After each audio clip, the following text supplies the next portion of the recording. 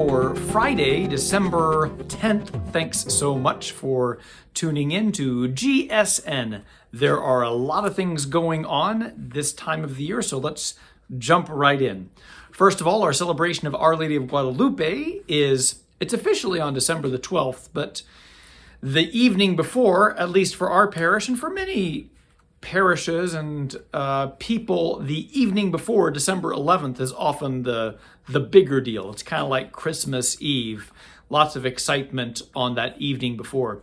So we have a whole slate of activities that are happening on tomorrow, Saturday, December 11th, really starting after the 5 p.m. Mass. There's the Rosary, there's a reenactment of the story, there are the dancers, music, and then Mass at 9 p.m. So it's a big deal. Our Lady of Guadalupe is the patroness for all of the Americas, so we should all have at least some sort of devotion to Our Lady of Guadalupe. This weekend we will have, I'm very excited about our plan for an ornament sale. We're going to have the plan is anyway, to have a commemorative ornament for each year that just as a way to celebrate, and then maybe to also just help out with whatever for the parish, for decorations or whatever. But it's a wonderful opportunity to have these kind of collector's items. So look for the tree, and there'll be ornaments on the tree this weekend, and you can just leave a donation and have an ornament for your home that has Good Shepherd on it. They're really quite lovely. Tomorrow is also Breakfast with Santa, so hooray, Santa will be here. So from 8 a.m. to 11 a.m., hopefully you can come, and it'll be not quite entirely back to normal like we used to, but it should be a wonderful celebration for families and for children. The food truck will be here next weekend, December 18th and 19th, and there's always a great need for that, especially this time of the year, so please be generous to help out with the food truck. A few more items of interest. We are working on, one of the things I've heard about quite a bit is that people are having trouble getting in contact with other people, and our parish directory is way out of date. As I understand it, we had some problems with the printing of the directory back in 2018, and then we didn't do one in 2019, and then COVID hit, and so we're way out of date. And then so many numbers have changed.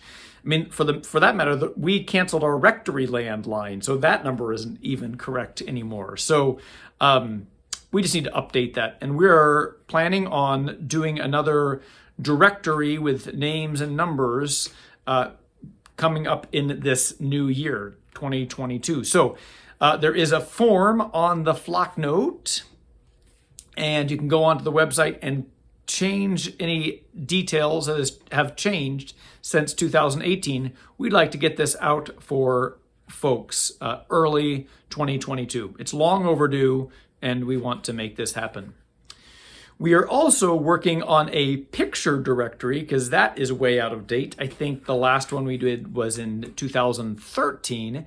And so we are in the preliminary planning stages to do another picture directory that we're going to tie in with our big 50th anniversary of the parish, which will be in 2023. So things are already afoot with planning for our big 50th anniversary celebration. And one of those elements will be a new picture directory.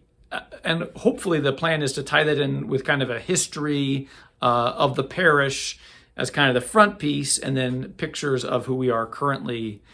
And we're going to do things a little bit differently. I think we're going to plan on doing things in-house and ask some people to take pictures, but that is also coming. But the new phone directory will be coming out early 2022. That's our plan anyway. And then the new picture directory will be out end of 2022, early 2023. That is our plan. Lessons and carols is one of my favorite traditions that we have in the church. I think it started off as an Anglican tradition, if I recall, but I think it's great. It's like a little teaser for Christmas. You know, we don't really sing any Christmas carols or anything during our masses, during Advent.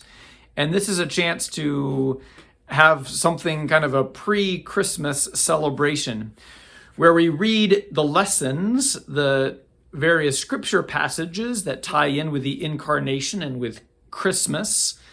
And then we have music that is chosen that matches those themes, and many beautiful Christmas hymns are sung at that time as well. We are going to have ours on Tuesday, December 21st.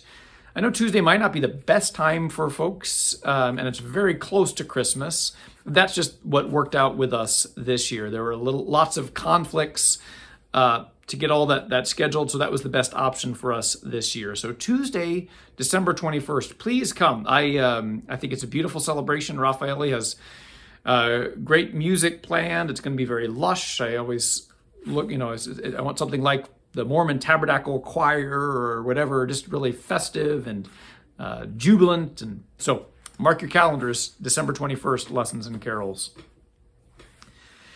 And then this week coming up is our big Penance Week. My first pastor, Monsignor Charles McGlynn, referred to it as Blitz Week because all of the priests, we basically have to cross out that week because we are at confession services throughout all that week. That was one of the reasons that we couldn't schedule Lessons and Carols, because I really want to be there, but we have confession services that week.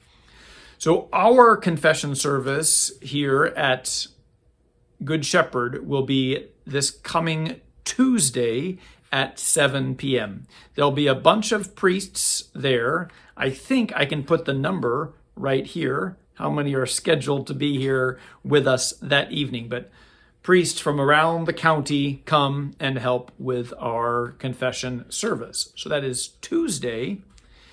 And then there are confession services all around in the area.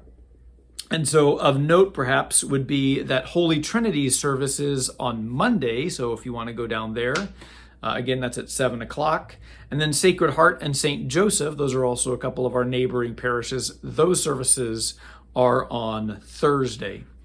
My schedule is, I think I am at St. Paul on Sunday, Holy Cross on Monday, Good Shepherd on Tuesday, Sacred Heart on Thursday, and then the Nativity. We sometimes call that the last call. So that would be the 19th is the last opportunity for the Sacrament of Reconciliation before Christmas, at least in the penance service circuit. So that will be Sunday, the 19th at 7 p.m. at Nativity. So lots of opportunities. It's really good to go to confession regularly, and especially in these times of Advent and Lent, these times of preparation and penance. It's a great practice, and I always enjoyed going to those services myself when I was a kid. So I encourage you to, if you have not had the opportunity to get to reconciliation, here's a great opportunity for you. And I think that's everything for right now. I know there's been some talk about the Christmas Mass schedule and how that's all going to work. We are going to have it's mostly a normal schedule, a couple adjustments. So we have the 4 p.m. Mass. We had a 2 p.m. Mass last year. That was a one-time special arrangement. But we have the 4 p.m. Mass, and have Mass in the church and Mass in the gym. Normally we have Mass in the church and the social hall. We decided this year that the gym is a bigger space, and also there'd be fewer people congregating in the same narthex and area and all that. So it'd be good to spread it out a little bit more. And so we have those two Masses at 4 p.m. on Christmas Eve. And we don't know, we want to have the 4 p.m. It'll be full but not packed.